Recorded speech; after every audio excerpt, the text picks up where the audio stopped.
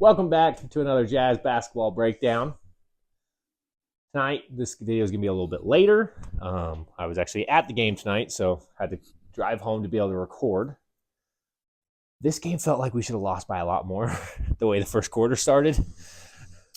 We were down 19 with 4 minutes left in the first quarter. Yeah. That's hard to do. It was very frustrating to me. It felt like there was just stupid kind of things that we were giving up. You know, we talked briefly about Chris Dunn getting in foul trouble, that happens, right? You're a super aggressive defender. That happens.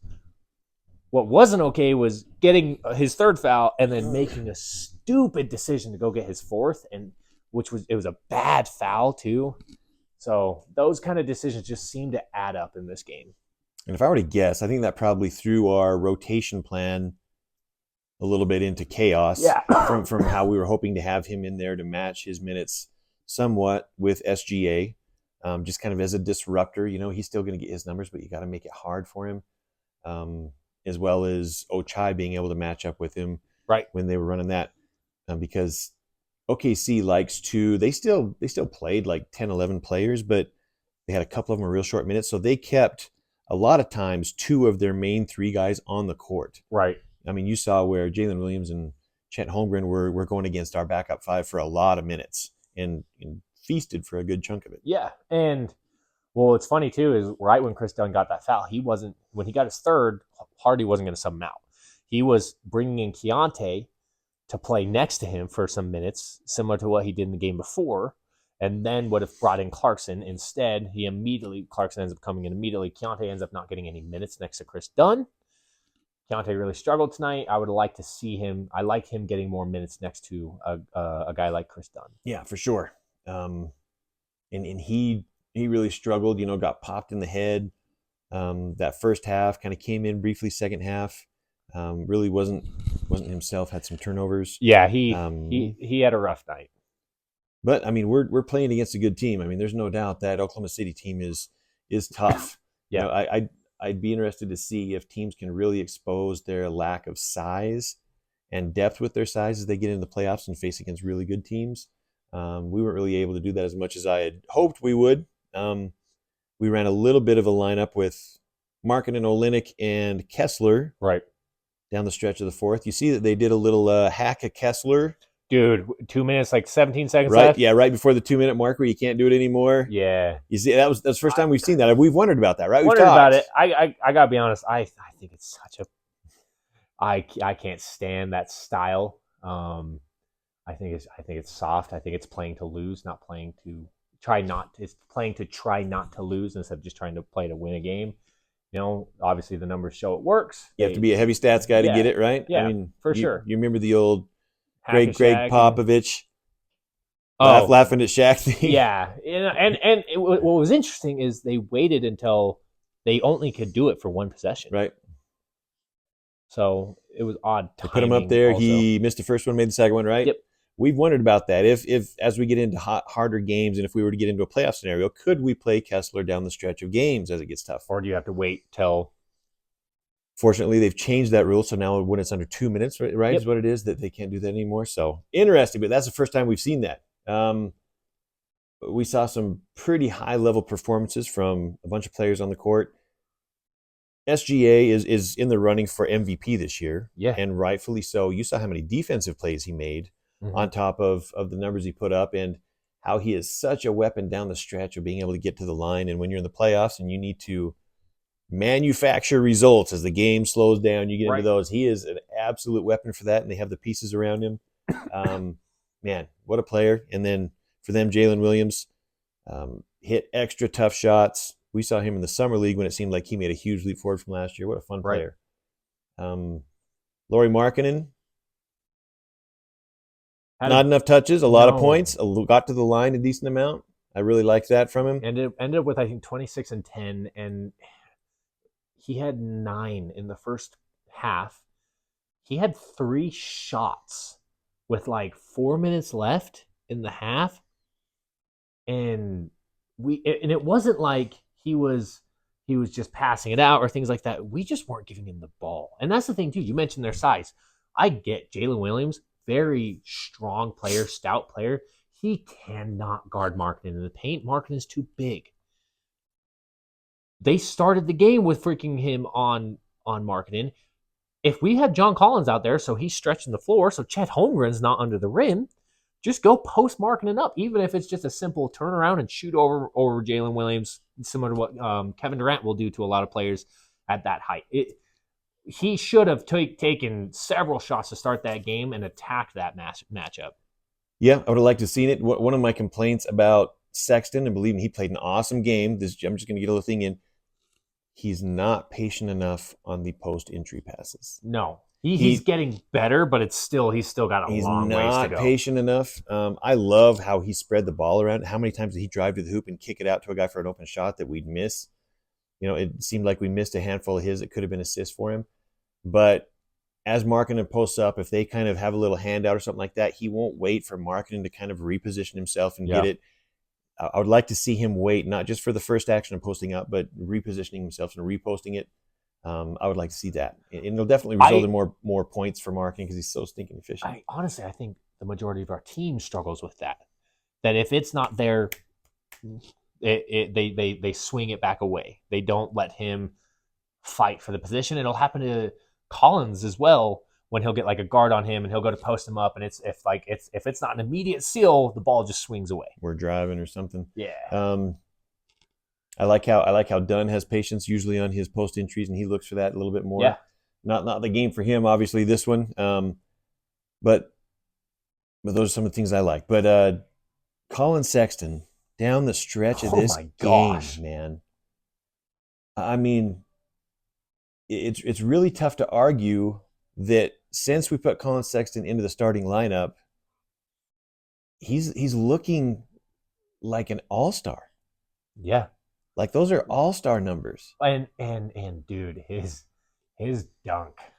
Can you argue with the heart of this monster with what he did down the stretch of this thing and how he shoots a free throw and wrestles in between Chet and Jalen Williams and wrestles it away? If you're going to miss the free throw, you go and get that ball back. Man, what a stud. This guy.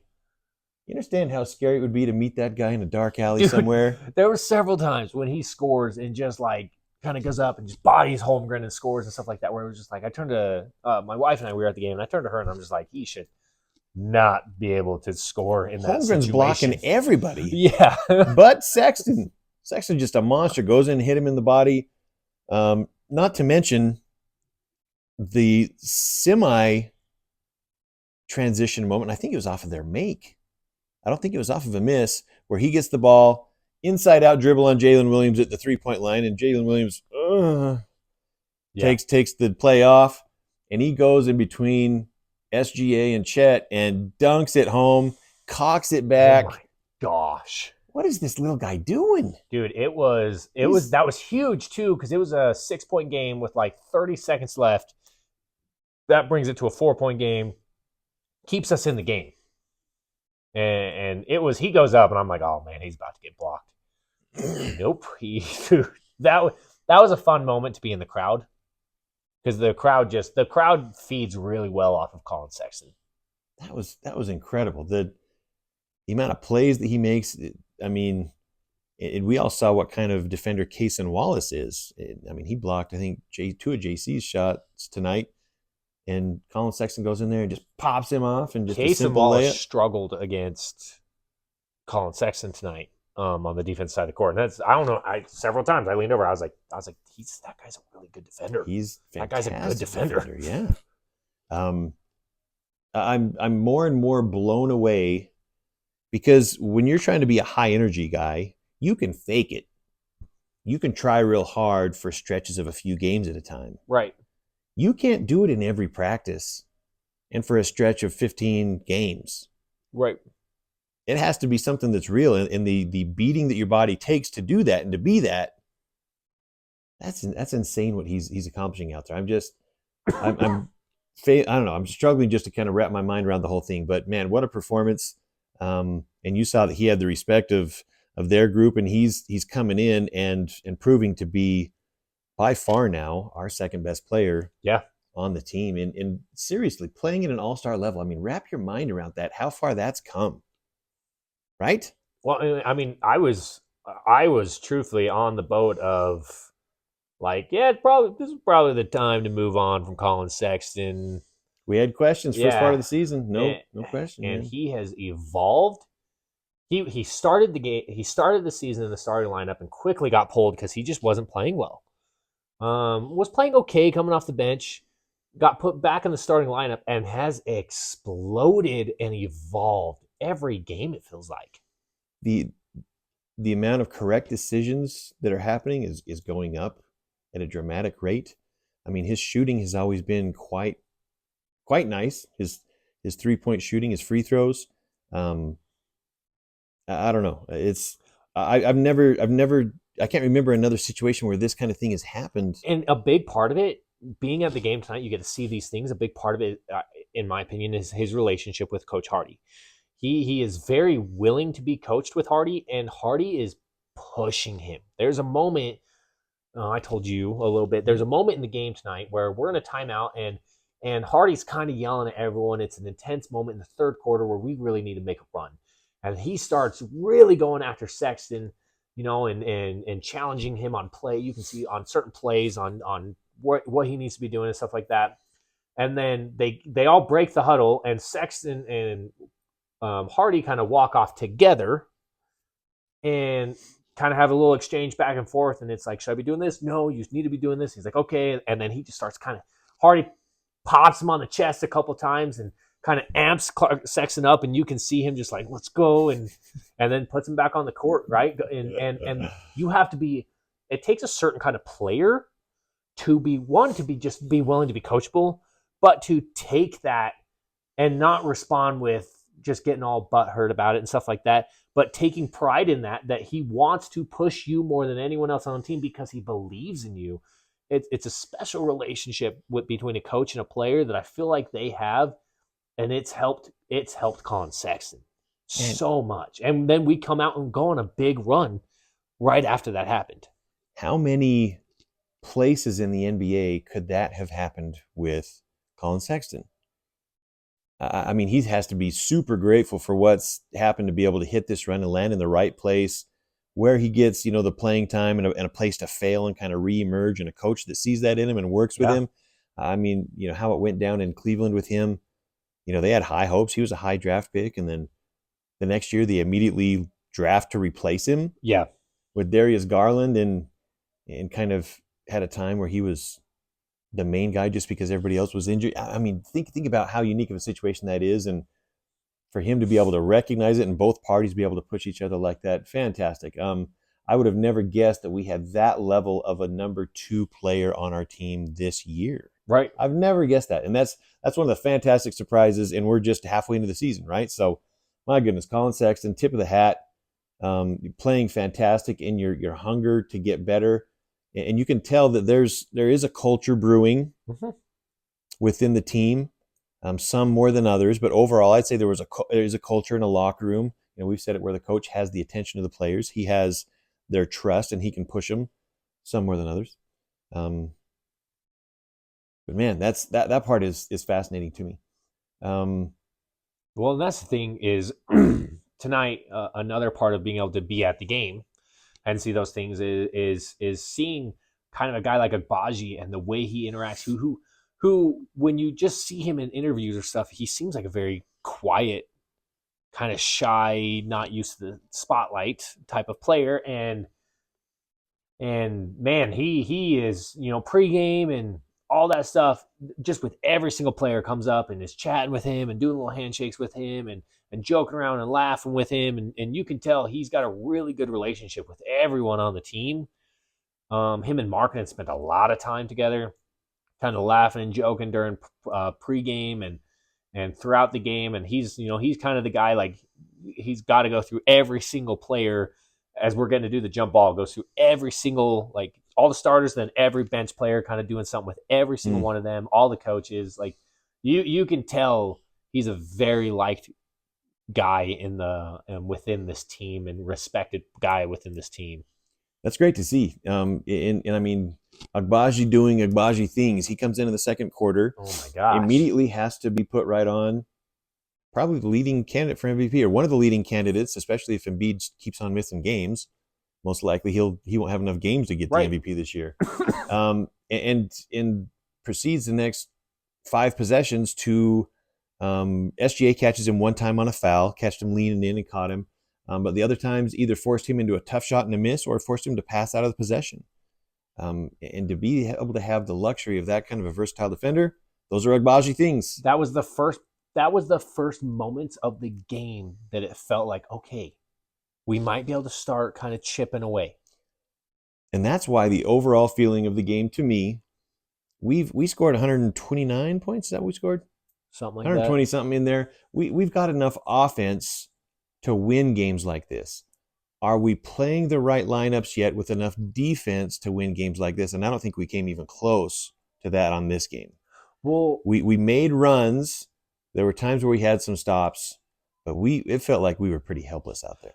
and that's the thing, and that's part of why I talk about where it felt just lazy, and some of it comes to laziness. I mean, how many offensive rebounds did they get where we have 5 guys staring at the rim and staring at the ball in the air, and one of their guys just kind of runs in between us, catch, layup, or we're in this zone and we get back cut on the wing, and it's just Kessler has to step out and guard, and because the wing player's not paying attention, it's a wide open layup.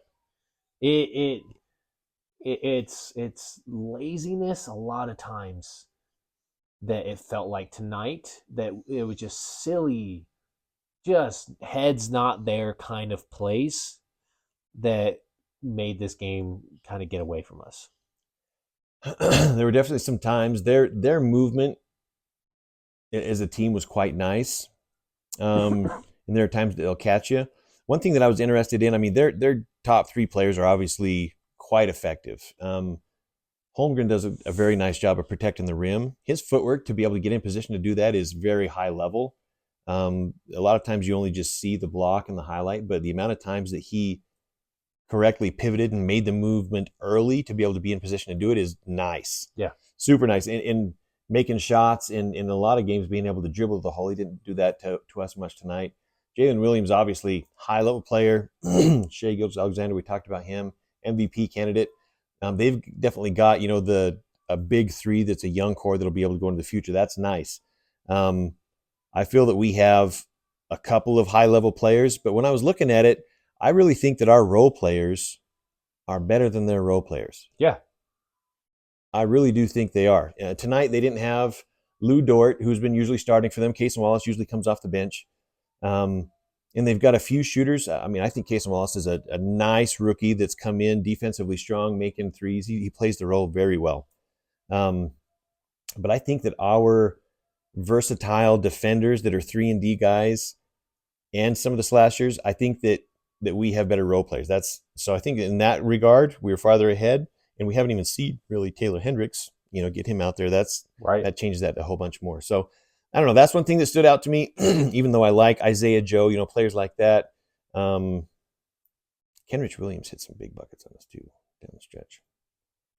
And Micic, I was excited to see him just because I've seen him playing European ball the last couple of years. But Yeah. other than making a couple nice passes, I don't know. He got picked a little bit, but I don't know. Interesting game. There's no question OKC is a nice team. They're obviously top 3 in the West. It'll be interesting to see how they do when it comes playoff time, if they can handle that kind of more size pressure kind of teams, because I really think they're lacking, even though we weren't able to do that to them tonight. So maybe they can handle that. We'll see. And that's the thing though, is we touched on it briefly, is when you face high level teams in playoffs and those kind of things happen, your weaknesses are going to get exposed. We didn't try to attack the weakness, because realistically, a big part of why Markin was so good at the 3 last year, and when he gets to play the 3 this year, why he's so good, is because constantly it's a mismatch for him. And a game like tonight, I was talking with my wife going into it. It's like, man, I thought they'd put Holmgren on him size wise, and see how he does. And I was excited to see him kind of physically go at him. And it's like, oh, they put Jalen Williams on him instead. Okay. This should be freaking easy buckets all day, even with Jalen Williams being a good defender because of Markkanen's size. And we didn't use it at all. Mm. I liked how we hunted a couple of the switches when we were doing that. If we'd have played him at the 3, they basically would have, the matchup in the rotation was they would have had to have guarded him with Giddey, which would have been easy pickings as well, right? Yeah. Even more than Jalen Williams. So, yeah, we ran a little stretch. Started the fourth quarter with Kessler, Olynyk, and Markkanen, but it wasn't very many minutes together. But yeah, I'd like to see what happens when teams really go at them that way. I also think this was a game that our bench unit struggled more than we've seen in a long time. We've had lots of games where our bench unit's really been a big part of the game, able to get big punches and stuff. And man, it just felt like whenever our bench was on the court, we sucked. It was really frustrating. There was there wasn't a lot of ball movement. There wasn't really great defense being played. It just felt like our bench unit was really struggling. And Kessler was our only positive plus minus player, I believe, from our bench unit. It's true, and he was pretty impactful when he was in there. Yeah, the bench unit struggled. Part of that not having Keontae, part of that got thrown into chaos, I think, with the Chris Dunn thing. Yeah. And that ended up playing, I think, Jordan Clarkson probably a little bit more, and maybe not having as defensive a presence in our guard lineup more. I don't know. It's interesting to see if that was true or not. It's kind of what it felt like. But it felt like we were defensively not in the ballpark of where we need to be to play a team like this. Yeah. And we scored a ton of points, and they're a top 5 defense, I believe, in the league this year. 5 or 6, right in there. So our offense has gotten pretty strong. And what's funny is it really didn't feel like we were playing a great offensive game. Mm-hmm. There were times that I like to see that, we fought back and made some runs. We had a 7-0 run. We had a 9-0 run. We fought back and did that. That was good to see against a high-level team like that. But we're still, a little ways off of a team of this level, which we knew. Yeah. And it'll be interesting to see what we do to kind of try and counter that. There was a pretty big trade within the last couple of days. Might want to talk about. So the Pacers picking up Siakam from Toronto for Bruce Brown, Jordan Nwora, and 3 firsts. 2 of those firsts are 2024 draft, which is looking to be a very soft draft. So kind of a little bit of that with those picks. I don't. It shows you where the trade market's at, in my opinion. But I think this is a great pickup for the Pacers. I actually think it's a great pickup for both teams. I think it's more of addition by subtraction for the Raptors to really allow your younger players to just develop more and really take over as the stars of the team without Siakam there. But also Siakam, the number one, I believe, the number one field goal percentage player in transition. Transition, yeah. Which, man, what a perfect player to put next to Tyrese Halliburton. Tyrese, right? Number 1 assist guy. And Siakam's been shooting the lights out, too, the last 10, 15 games from 3. So making them better defensively, which is Indiana's weakness. And so kind of look at the mindset of the Indiana Pacers front office, right? They were, before Halliburton went down, they were 3rd or 4th in the East. At least 4th, maybe even above that. And I'm not sure they've lost a couple of now. They're like 7th now. And there's a logjam of like 4 teams that are right there close. But even a team like that had the pieces to be top 4 in the East, are like, wow, we're still a ways off. Yep. What can we do to improve? It's interesting when we talk about trade options or trade possibilities here on the podcast, we consistently have some comments of, why would we do that when we're winning? Right. And so you see what real organizations that are trying to get over the hump and be great, what they do even when they're winning, even when they're a top 4 in your conference, which is a big deal. They still go out, trade away Bruce Brown, who they thought the world of. They paid him a lot of money, and he's been a really strong player for him. He's been injured last few games, but traded him and to be able to make the move to even get over the hump and get better. And that's what happens in the business of basketball, right? Yeah. And I think that we do have every fan base, has some that are tied to certain players and they're fans of and don't want to lose. And that's the hard part of business. But that's the hard part of being a fan. You do make those decisions when it's right there and it's the right decision. If Pascal Siakam re-signs with the Pacers, it's a good decision. Yeah. If he doesn't, it's a bit of a disaster. But Tyrese Halliburton is real good friends with Siakam, so they kind of have the inside scoop. I'm sure that's already been settled.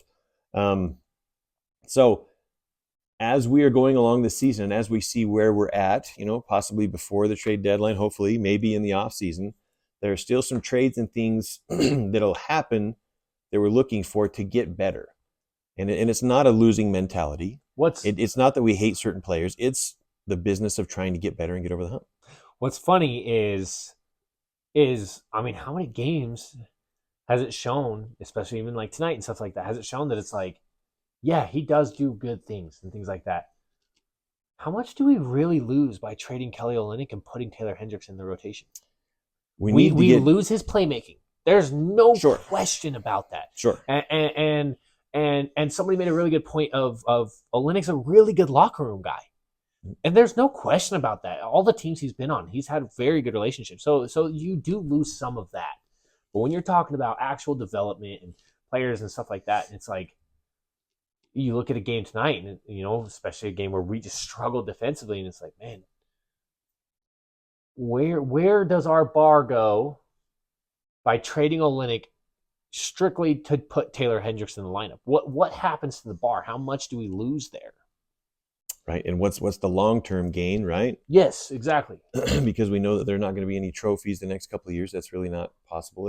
And that's what the front office says that they're gunning for, right? If that is truly the goal, we'll go back to that again. If we are gunning for a parade, if we want a parade, trades will happen. We got to make moves that will improve us the next 2, 3, 4, 5 years, even if it's a few steps backwards right now. Right. That's why you do those things. No That's why the Indiana Pacers made that trade, even though it's uncomfortable on some levels. They want to get from good to great. That's what they're doing. It's why a team like the Thunder was willing to move on from a guy like Steven Adams when they did. Because, certain players, because it was time to do a full rebuild, right? It was time to just fully reset, and they did, and they committed to it. And now, I mean, they're trying to figure out other things, but now they're top 4 team in the West. And they've got all these young players that are developing and stuff like that. Are you willing to go through some crap and some development that can be really tough to see sometimes and hard at times?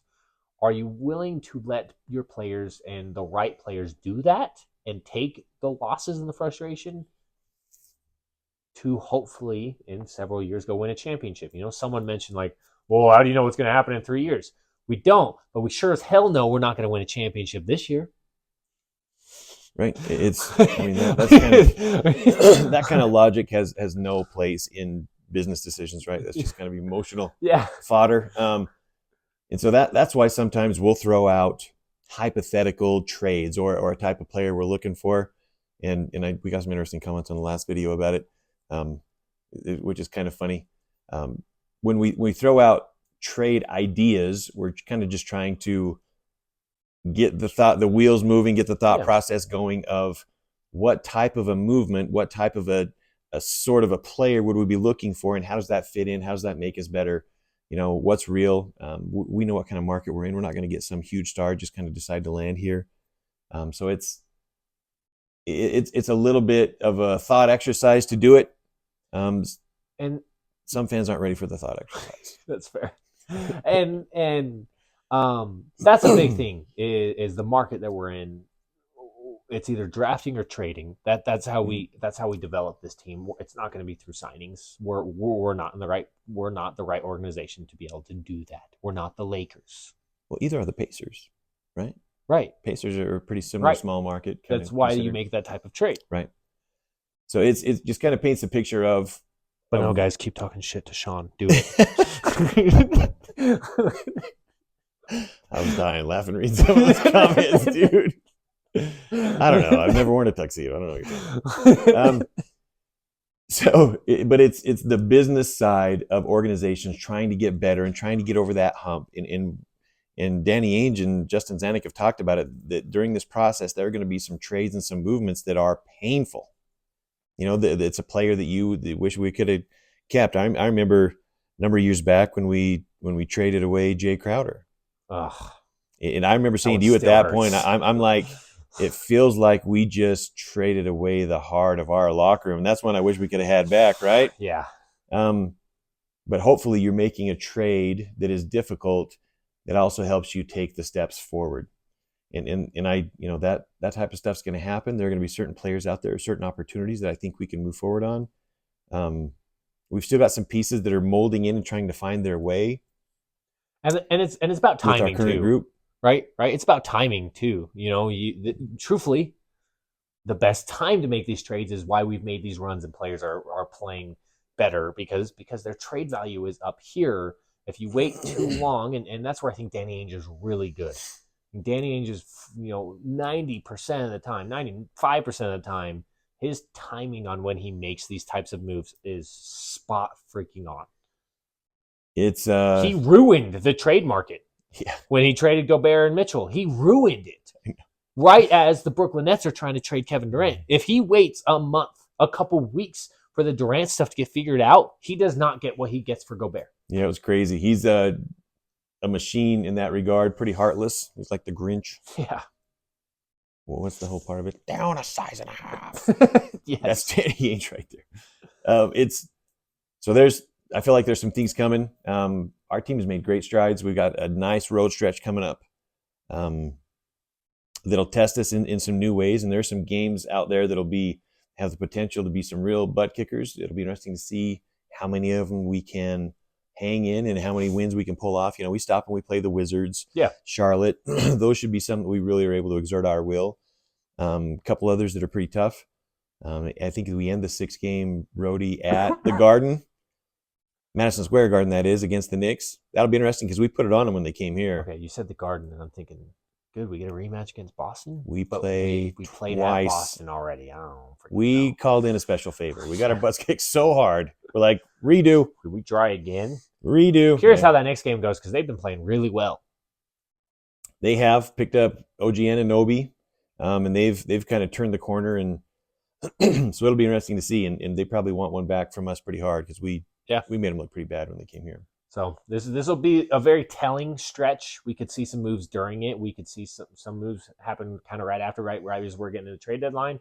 I really hope we do see some moves for the future of this team and to continue developing, similar to we've mentioned before, the timing of the Mike Conley trade to bring some other players, and we started playing Agbaji more and stuff. So I hope we do similar stuff with this season to continue that road to developing these younger players and what we're really building for.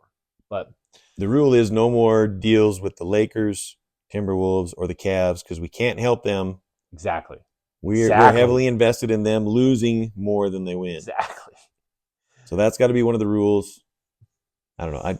That trade with the Conley and the Timberwolves still is a frustrating trade because it's helped them so much. So much. But I guess the last thing I would say for you guys, if really being able to see kind of the way certain players interact, coaches interact, is what you enjoy being able to see, and that's go to the games, at least go catch a game because it's fun to see certain players who the way they interact and the way they do stuff or the way they maybe don't do stuff that gets a little bit more insight on things.